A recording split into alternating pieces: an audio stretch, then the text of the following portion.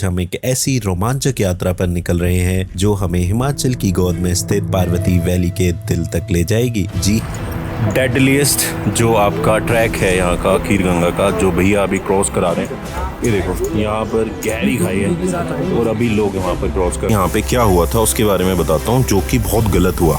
जितनी भी young generation है के हाथ जोड़ के विनती कर करके मैं तंग हो गया। माता पार्वती का स्थान है, स्वयं साक्षी जो बैठी हुई है, जो दूध की धारा और खीर भाई ये कार्तिक के लिए 11,000 साल के लिए जिसको तपस्या में बिठाए। मैंने कई बार इस शब्द को प्रयोग किया है, सभी लोगों से रिक्वेस्ट की है। गर्म पानी का कुंड हुआ करता था जिसका उद्गम स्थल वो पवित्र जगह थी, बट यहाँ पर कुछ ऐसी गतिविधियां लोगों के द्वारा की गई इसकी वजह से एडमिनिस्ट्रेशन को ये जगह बंद करनी पड़ा था। आप 12 किलोमीटर का ट्रैक करके आ रहे हो और एक डिप यहाँ पे लगा रहे हो तो आपकी सारी थकान यहाँ पे मिट जाती थी। तो जिसको लोगों ने पुल बना दिया था उसको बंद करके यहाँ पर इन स्रोतों को लगाया गया है, जबकि यह शांति, प्रकृति और अध्यात्म का एक अद्भुत मेल है। अगर आप रोमांच और शांति की तलाश में हैं तो यह ट्रैक आपकी बकेट लिस्ट में जरूर होना चाहिए। नमस्कार दोस्तों, मैं हूं आपका होस्ट गजेंद्रा और आज हम एक ऐसी रोमांचक यात्रा पर निकल रहे हैं जो हमें हिमाचल की गोद में स्थित पार्वती वैली के दिल तक ले जाएगी। जी हाँ, बात हो रही है खीरगंगा ट्रैक की।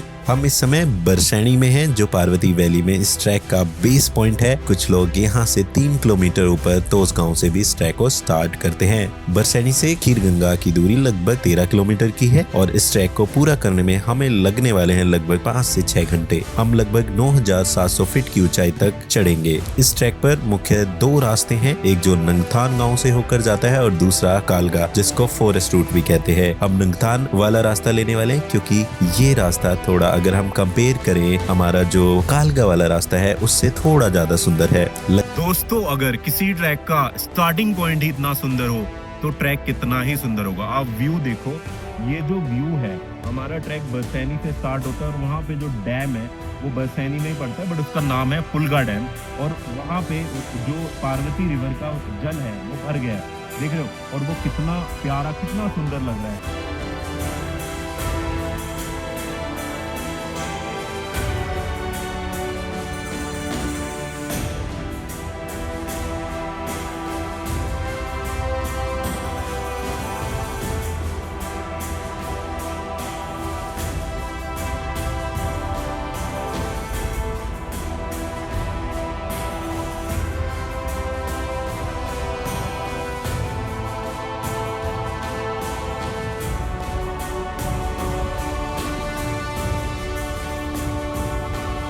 लगभग आधा रास्ता कवर करने के बाद हम आ पहुंचे हैं रुद्रनाग।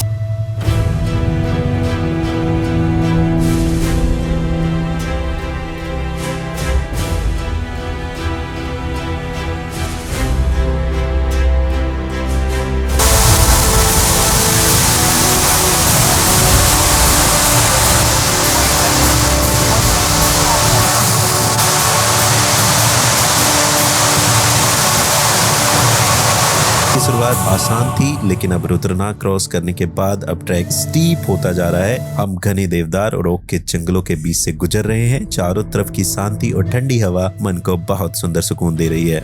रास्ते में हमें अक्सर पार्वती नदी की गड़गड़ाहट सुनाई देती है जो हमारे समानांतर बहती है।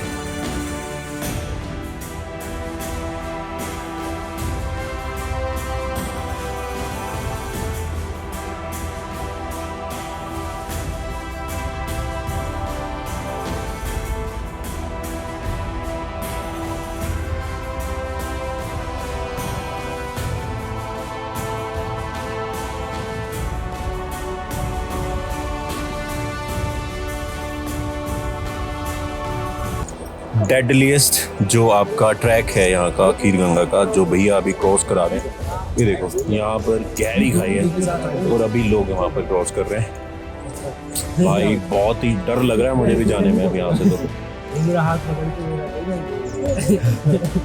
तो दोस्तों, मुझे रास्ते में ये पेड़ दिखा है जो कि देख के लग रहा है, आपको ऊपर से दिखाता हूँ मैं इसकी हाइट, और ये पूरा खोखला हो रखा है, ठीक है। तो मुझे लग रहा है ये पेड़ जो है ना 500 साल से पुराना होगा, और अगर बरसात हो रही है तो आप इस पेड़ के अंदर आके कुछ टाइम रुक सकते हो आराम से। तो मैं अंदर जाके दिखाता हूँ, ये देखो भीगोगे भी नहीं, ठीक है।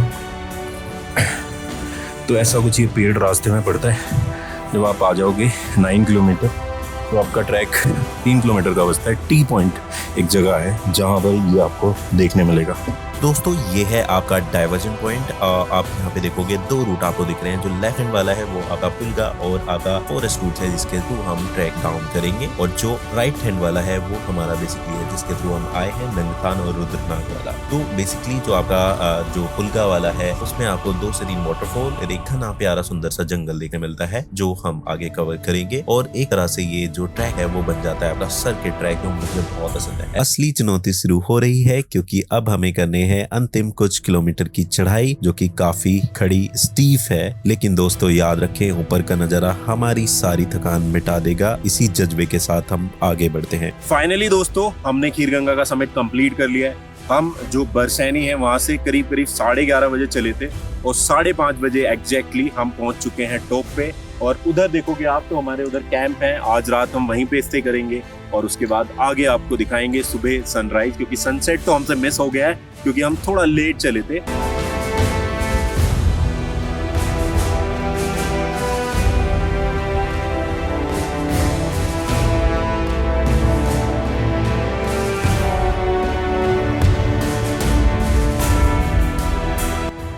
कैसा लग रहा है पाजी समिट का कंप्लीट करके? कितने बजे चले थे बरसैनी से? चले थे 1:30 बजे। अरे वाह, आपने तो बहुत जल्दी कर लिया फिर। ग्रेट यार। सुबह हो गई है और सुबह सुबह हवाएं चलती है तो काफ़ी ठंड हो जाती है, इसलिए अपने गर्म कपड़े साथ में लेकर जरूर आए। ग्लव्स वगैरह भी आप लेकर आए तो अच्छा रहेगा।